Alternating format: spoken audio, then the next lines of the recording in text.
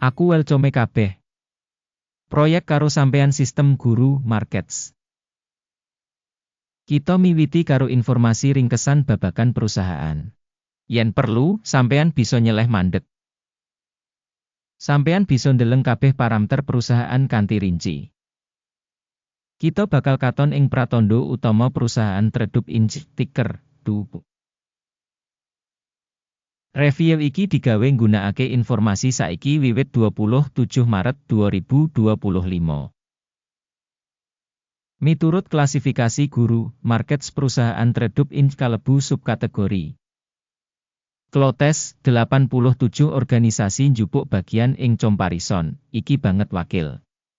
Kita bakal weruh pancasan ing pesenan menyang mburi video iki. Asil saka kanggo perusahaan minangka nderek minus 6,5 saka 10 terms. Asil rata-rata kanggo subkategori 0,7 terms. Yen sampeyan ndeleng kanthi wiyar ing kabeh pasar saham umume. Kita waca sing skor rata-rata kanggo pasar ing total 1,9 terms. Marang skor minus 6,5 terms kanggo Tredub Inc. Bandingake dinamika rega saham perusahaan Tredub Inc. lan saham subkategori. Kita bakal weruh sing ing 12 sasi enggo bareng Tredub Inc. nuduhake owah-owahan 37,7%. Marang owah-owahan rega ing subkategori minus 2,1%. Iki ora cetha nuduhake apa-apa, nanging iku perlu kanggo mbudidaya kasunyatan iki ing atine.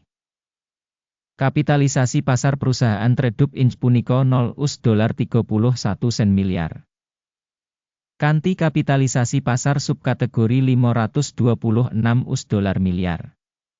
Tredub Inc. duwe bagian 0,058% lan minangka salah sawijining perusahaan cilik ing subkategori kasebut. Kapitalisasi neraca perusahaan yaiku $4 sen miliar. Lan kapitalisasi neraca subkategori yaiku $101 miliar.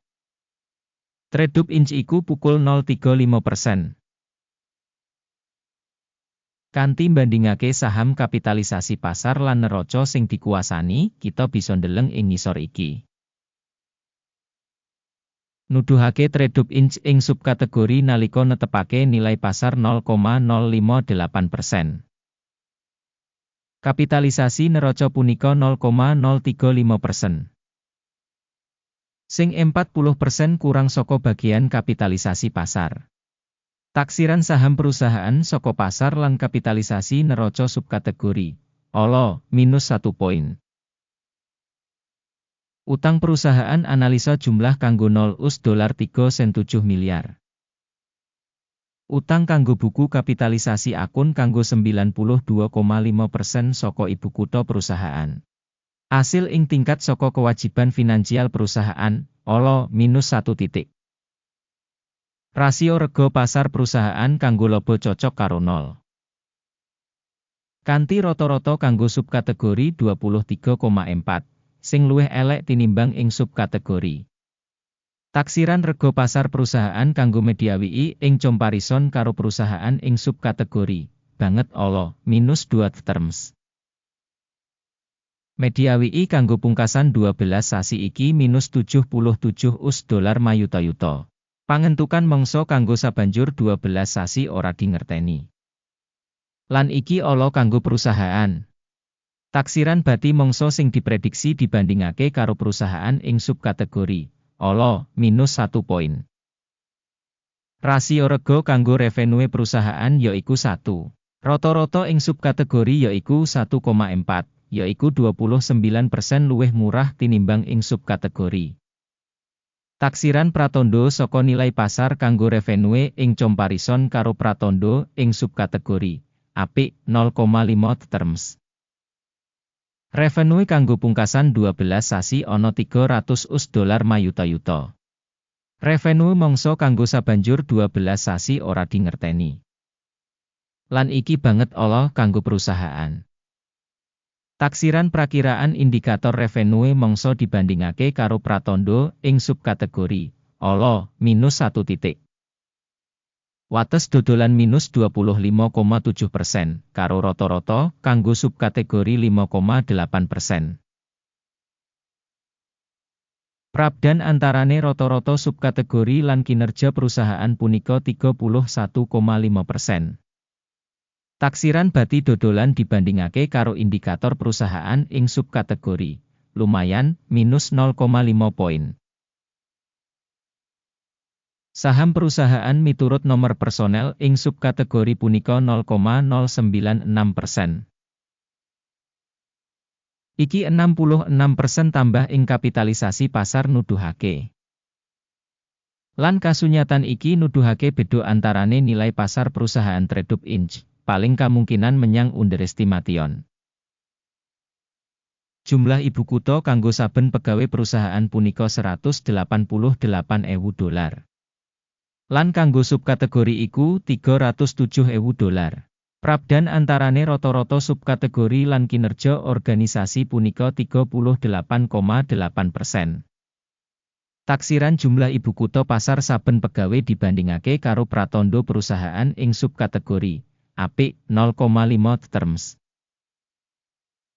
Volume bati saben karyawan individu perusahaan minus $47,200. Kanthi rata-rata ing subkategori, $13,200. Lan beda antarane rata-rata subkategori lan kinerja perusahaan, yaiku 259%. Prakiraan laba kanggo saben karyawan perusahaan dibandingake karo indikator ing subkategori, lumayan, minus 0,5 poin. Revenue perusahaan saben pegawai $184.000. Miturut subkategori $227.000. Prabdan antarane rata-rata subkategori lan kinerja perusahaan punika 23%. Prakiraan saka bagian revenue kanggo saben karyawan perusahaan dibandingake karo pratandha perusahaan ing subkategori tolerable, minus 0,5 poin. Enggo bareng kanggo advertisement akun kanggo 4,5%, karo rata-rata subkategori 4,9%. Iki minangka indikator remet cendak. Indikator resi 14 nuduhake tingkat 57% kanggo perusahaan Trade Inc. Dene ing subkategori tingkat iki 42%. Duweni potensi, enggo bareng saka subkategori rego luwih murah tinimbang perusahaan Trade Inc. Rego saham perusahaan saiki udakara $2.63. Target rego konsensus kanggo saham perusahaan kira-kira $2.99. Prabdan antarane taksiran saiki lan ramalan konsensus kira-kira 14%.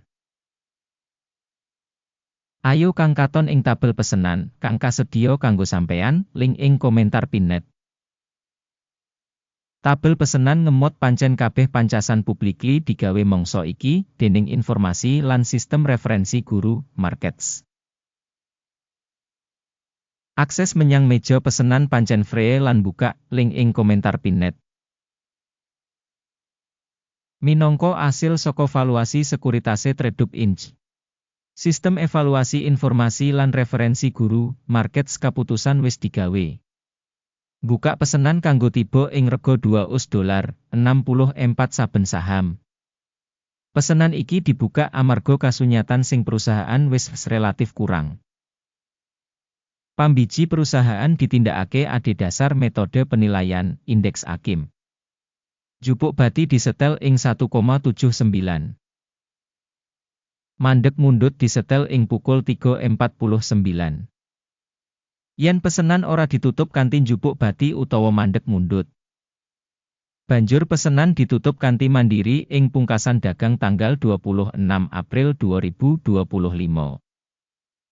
Utawa ing dina kerja pungkasan sadurunge tanggal sing ditemtokake. Ticker, MOV, iku pesenan tuku utama. Video ing menehi hasil utama wis diterbitake ing saluran iki. Nalika nutup salah siji pesenan, dasar utawa wawas. Urutan kapindo tetep ing rega nyata. Matur nuwun kanggo kabeh sing wis nonton video iki lan gunakake sistem informasi lan referensi guru, markets. Sampeyan penonton paling keren ing donya.